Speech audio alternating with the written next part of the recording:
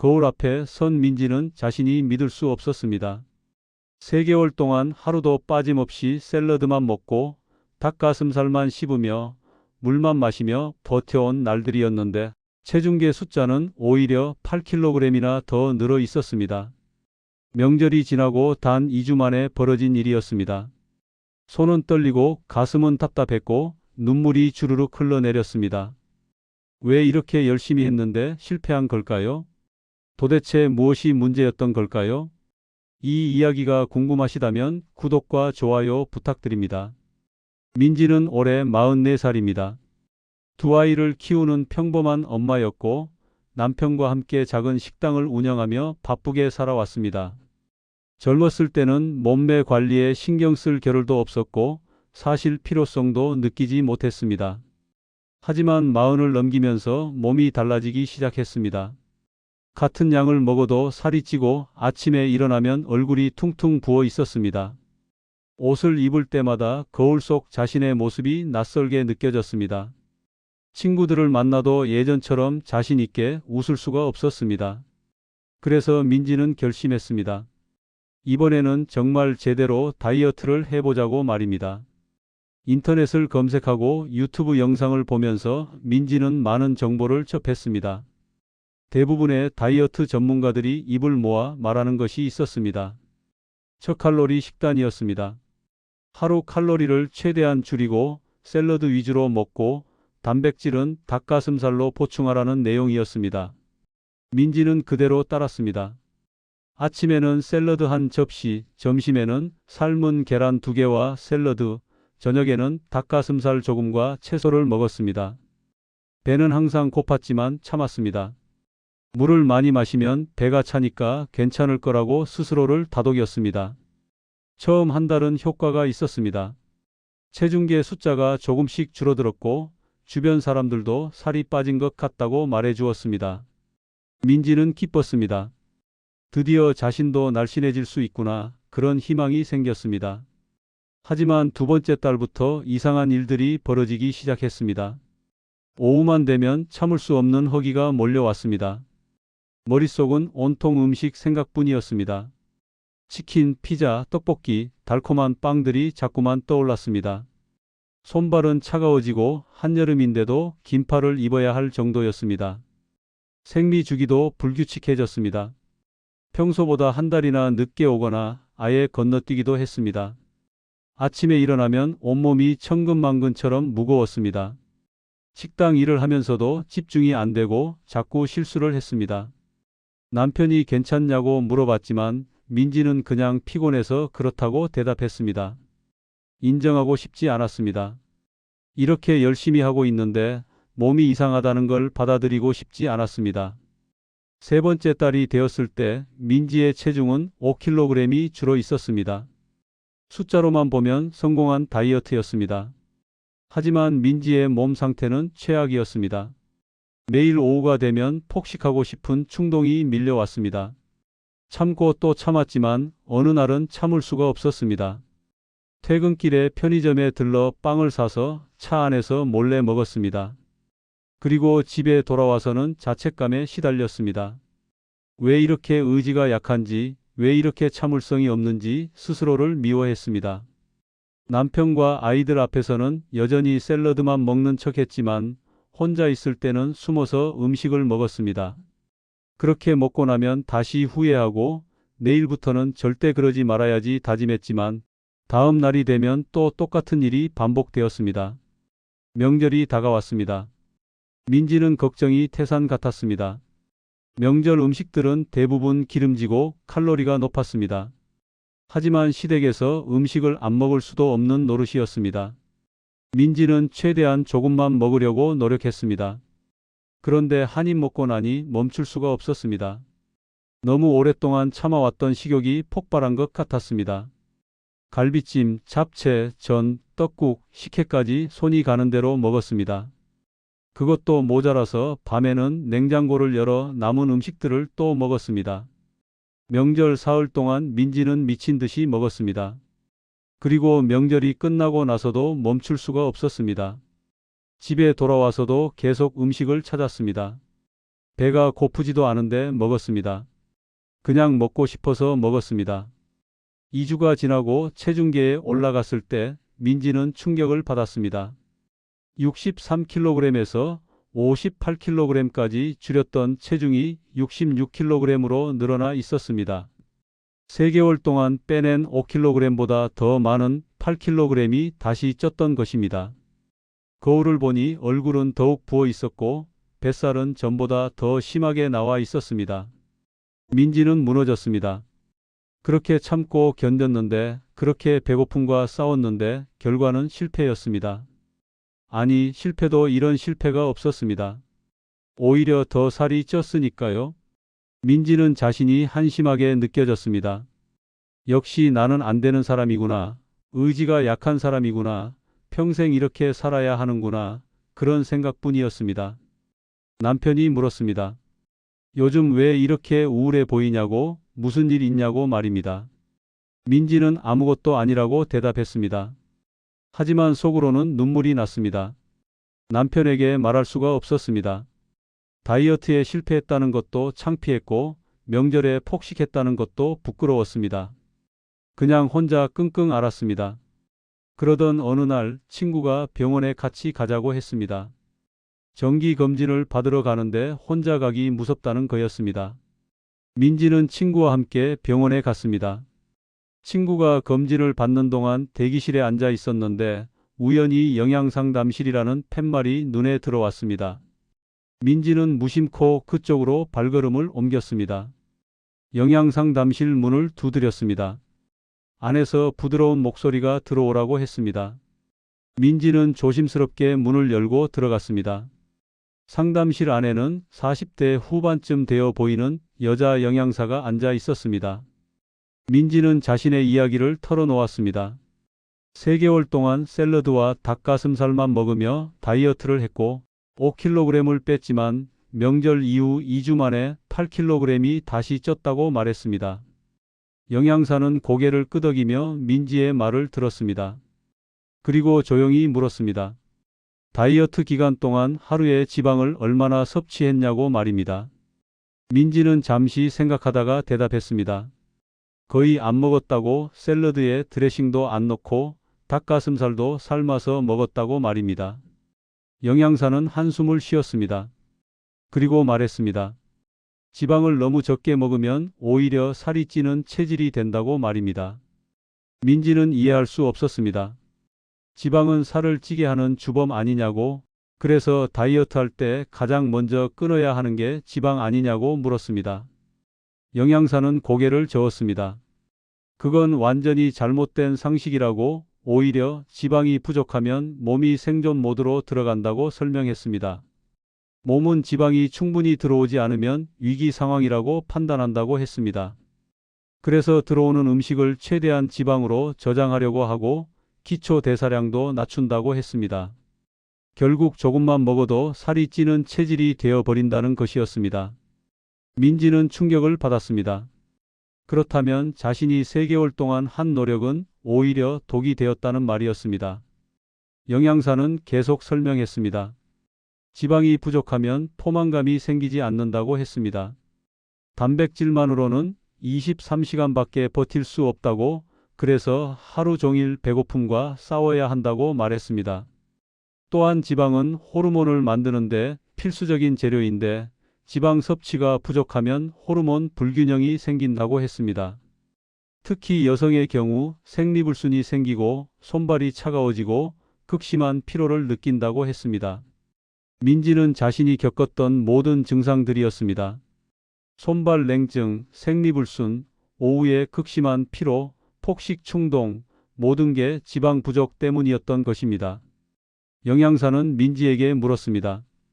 버터 드셔보셨냐고 말입니다. 민지는 깜짝 놀랐습니다. 버터요? 버터는 지방 덩어리 아니냐고. 다이어트 할 때 절대 먹으면 안 되는 거 아니냐고 되물었습니다. 영양사는 웃으며 말했습니다. 그게 바로 잘못된 상식이라고. 버터야말로 다이어트에 가장 좋은 식품 중 하나라고 설명했습니다. 버터에는 부티르산이라는 성분이 들어있는데 이 성분이 인슐린 민감도를 높여준다고 했습니다. 인슐린이 과도하게 분비되면 몸이 지방을 저장하려고 하는데 버터를 먹으면 인슐린 분비가 안정적으로 유지된다고 말했습니다. 또한 부티르산은 장 건강에도 좋고 염증을 줄여주고 혈당을 자극하지 않는다고 했습니다. 민지는 반신반의했습니다. 정말 버터를 먹으면 살이 빠진다는 건지 도저히 믿기지 않았습니다. 하지만 영양사는 단호하게 말했습니다. 한 번만 믿고 따라해 보라고, 일주일만 해보면 몸이 달라지는 걸 느낄 수 있을 거라고 말입니다. 그리고 새로운 식단 원칙을 알려주었습니다. 아침에는 버터 한 스푼을 넣은 커피나 계란 2개를 먹으라고 했습니다. 점심에는 삼겹살이나 소고기를 먹고 거기에 버터를 얹은 익힌 채소를 곁들이라고 했습니다. 저녁에는 연어나 닭다리 같은 지방이 있는 고기와 함께 버터로 볶은 채소를 먹고 탄수화물은 주먹 반 정도만 먹으라고 했습니다. 간식이 필요하면 치즈나 견과류를 먹되 대부분은 필요 없을 거라고 말했습니다. 민지는 혼란스러웠습니다. 그동안 알고 있던 상식과 정반대의 이야기였습니다. 하지만 이미 실패를 경험한 터라 더 이상 잃을 것도 없었습니다. 그래서 영양사의 말대로 해보기로 결심했습니다. 집에 돌아와 냉장고에서 버터를 꺼냈습니다. 그동안 요리할 때나 조금씩 사용하던 버터였지만 이제는 당당하게 먹어도 된다는 게 신기했습니다. 다음 날 아침 민지는 계란 2개를 프라이팬에 올렸습니다. 그리고 버터 한 스푼을 넉넉히 넣었습니다. 노릇노릇하게 구워진 계란을 먹으니 고소하고 맛있었습니다. 무엇보다 배가 든든했습니다. 점심시간이 되었습니다. 평소 같으면 벌써 배가 고파서 간식을 찾았을 시간이었는데 신기하게도 배가 고프지 않았습니다. 그래도 점심은 먹어야 한다고 생각해서 식당 주방에서 삼겹살을 구웠습니다. 그리고 브로콜리를 삶아서 버터를 한 스푼 얹었습니다. 먹으면서도 이게 정말 다이어트 식단이 맞나 싶었습니다. 하지만 영양사의 말을 믿기로 했으니 계속 따라가 보기로 했습니다. 저녁에는 연어를 구워 먹고 시금치를 버터에 볶아 먹었습니다. 하루 종일 지방을 많이 섭취했는데도 몸은 가볍고 배는 든든했습니다. 일주일이 지났습니다. 민지는 놀라운 변화를 느꼈습니다. 우선 오후에 찾아오던 극심한 허기가 사라졌습니다. 전에는 오후 3시만 되면 온 세상의 음식이 다 먹고 싶었는데 이제는 그런 충동이 전혀 없었습니다. 폭식하고 싶은 욕구도 사라졌습니다.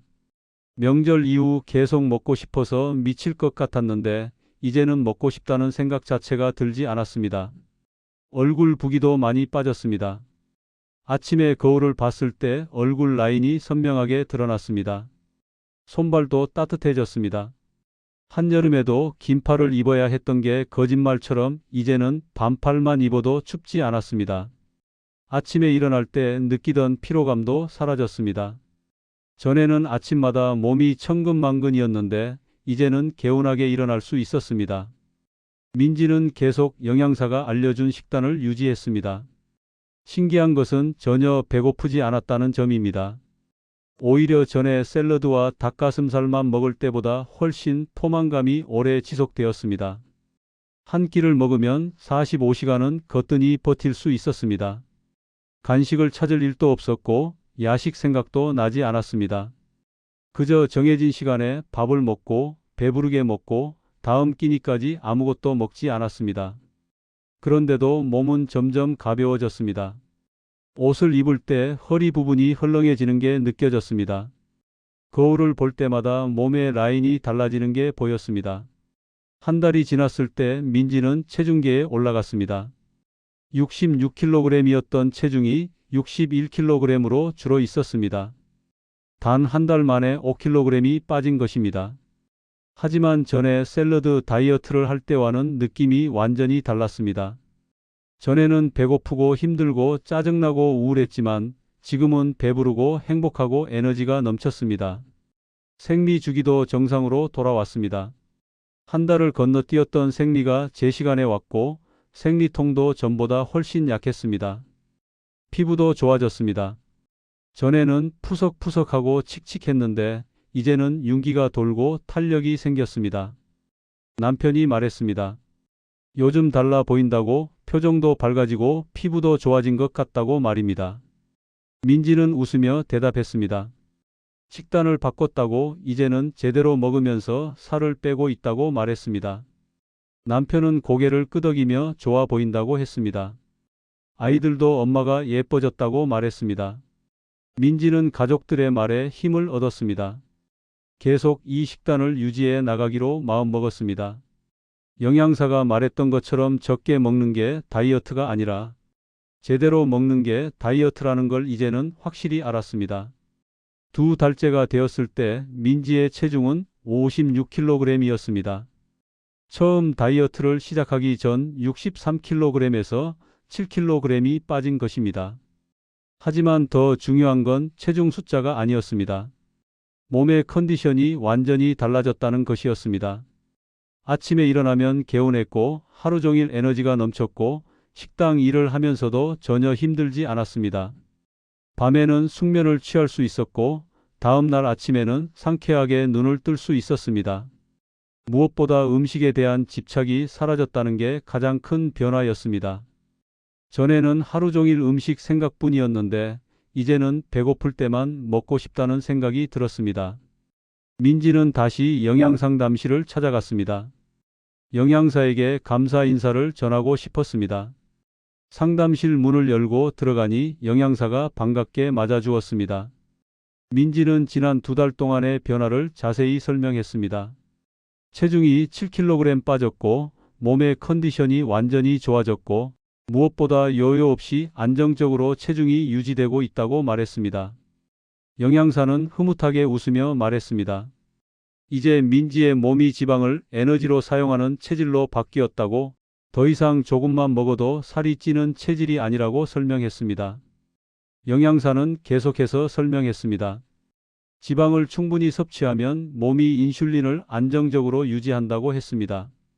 인슐린이 안정되면 몸은 저장된 지방을 에너지로 꺼내 쓴다고 했습니다. 반대로 탄수화물 위주의 식단은 인슐린을 급격하게 올렸다가 급격하게 떨어뜨린다고 했습니다. 그러면 몸은 계속 지방을 저장하려고만 하고 이미 저장된 지방은 절대 사용하지 않는다고 말했습니다. 결국 다이어트의 핵심은 칼로리를 줄이는 게 아니라 인슐린을 조절하는 것이라고 강조했습니다. 민지는 이제야 이해했습니다. 왜 샐러드와 닭가슴살 다이어트가 실패했는지, 왜 명절 이후 폭식을 하게 되었는지, 왜 체중이 급격하게 다시 늘었는지 모든 게 설명되었습니다. 몸을 굶기는 식단은 단기적으로는 효과가 있을지 몰라도 장기적으로는 독이 되는 거였습니다. 몸이 생존 모드로 들어가면 기초 대사량이 떨어지고 식욕 통제가 불가능해지고 조금만 먹어도 지방으로 저장되는 체질이 된다는 것이었습니다. 특히 여성의 경우 호르몬 불균형이 생겨서 생리불순, 손발 냉증, 극심한 피로 같은 증상들이 나타난다는 것도 알게 되었습니다. 영양사는 버터를 고르는 법도 알려주었습니다. 첫째, 성분표를 확인해서 유크림, 소금, 젖산균 이 3가지만 들어간 버터를 골라야 한다고 했습니다. 둘째, 가능하면 목초 사육한 소의 우유로 만든 버터가 더 좋다고 했습니다. 셋째, 무염 버터가 요리할 때 활용도가 높다고 했습니다. 넷째, 유당에 민감한 사람은 기버터라고 부르는 정제 버터를 선택하면 된다고 했습니다. 다섯째, 식물성 기름이 섞여 있거나 가공된 버터는 절대 사면 안 된다고 강조했습니다. 민지는 영양사의 조언을 꼼꼼히 메모했습니다. 그리고 한 가지 더 물었습니다. 이 식단을 평생 유지해야 하는지 말입니다. 영양사는 고개를 끄덕이며 말했습니다. 이건 다이어트가 아니라 올바른 식습관이라고, 평생 유지해야 건강하게 살 수 있다고 했습니다. 다만 목표 체중에 도달하면 탄수화물 양을 조금 늘려도 된다고, 하지만 지방과 단백질 중심의 식단은 계속 유지하는 게 좋다고 조언했습니다. 민지는 알겠다고 대답했습니다. 이제는 확신이 생겼습니다. 이 식단이라면 평생 유지할 수 있을 것 같았습니다. 집에 돌아온 민지는 남편에게 그동안의 이야기를 들려주었습니다. 샐러드 다이어트가 왜 실패했는지, 버터가 얼마나 좋은 식품인지, 지방을 먹어야 살이 빠지는 이유를 자세히 설명했습니다. 남편은 신기하다는 표정으로 들었습니다. 그리고 말했습니다. 그렇다면 식당 메뉴도 바꿔보는 게 어떻겠냐고. 요즘 사람들이 건강한 식단에 관심이 많으니 그런 메뉴를 개발하면 좋을 것 같다고 제안했습니다. 민지는 남편의 말에 눈이 반짝였습니다. 좋은 아이디어였습니다. 자신이 경험한 것을 다른 사람들과도 나눌 수 있다면 얼마나 좋을까요? 민지는 새로운 메뉴 개발에 착수했습니다. 버터를 활용한 건강한 요리들을 연구했습니다. 버터로 볶은 채소 요리, 버터를 곁들인 스테이크, 버터 커피 등 다양한 메뉴를 시도해 보았습니다. 손님들의 반응도 좋았습니다. 맛도 좋고 건강에도 좋다는 입소문이 나면서 식당에 손님들이 더 많이 찾아왔습니다. 민지는 손님들에게 자신의 경험담도 들려주었습니다. 극단적인 저칼로리 다이어트가 얼마나 위험한지, 지방을 제대로 섭취하는 게 얼마나 중요한지 설명해 주었습니다. 손님 중에는 민지와 비슷한 경험을 한 사람들이 많았습니다. 샐러드 다이어트로 살을 뺐다가 다시 찌고 요요를 반복하고 몸 상태가 나빠진 사람들이었습니다. 민지는 그들에게 희망을 주었습니다. 올바른 방법으로 먹으면 건강하게 살을 뺄 수 있다고 자신이 그 증거라고 말했습니다. 손님들은 민지의 이야기를 듣고 용기를 얻었습니다. 그리고 하나둘씩 식습관을 바꾸기 시작했습니다. 몇 달 후 다시 찾아온 손님들은 민지에게 감사 인사를 전했습니다. 살도 빠지고 건강도 좋아졌다고 말입니다. 민지는 이제 거울 앞에 서는 게 두렵지 않습니다. 오히려 자신 있게 거울을 봅니다. 체중계 숫자에 일희일비하지 않습니다. 숫자보다 중요한 건 몸의 컨디션이고 에너지 수준이고 전반적인 건강 상태라는 걸 알기 때문입니다. 아침에 일어나면 활력이 넘치고 하루 종일 일해도 지치지 않고 밤에는 깊은 잠을 잘 수 있습니다. 음식 앞에서 죄책감을 느끼지 않습니다. 배고플 때 배부르게 먹고 맛있게 먹고 행복하게 먹습니다. 그러면서도 체중은 안정적으로 유지됩니다. 민지의 친구들도 변화를 알아챘습니다. 모임에 나갈 때마다 살이 빠졌다고, 피부가 좋아졌다고, 훨씬 젊어 보인다고 말했습니다. 비결이 뭐냐고 물어보는 친구들에게 민지는 자신의 이야기를 들려주었습니다. 샐러드 다이어트의 함정에 대해서, 지방의 중요성에 대해서, 버터의 놀라운 효능에 대해서 설명했습니다. 친구들은 반신반의했지만 민지의 변화가 너무 확연해서 한번 시도해 보겠다고 했습니다. 그렇게 민지를 통해 올바른 식습관을 배우는 사람들이 점점 늘어났습니다. 이제 민지는 자신의 실패 경험이 부끄럽지 않습니다. 오히려 그 경험이 소중한 자산이 되었습니다.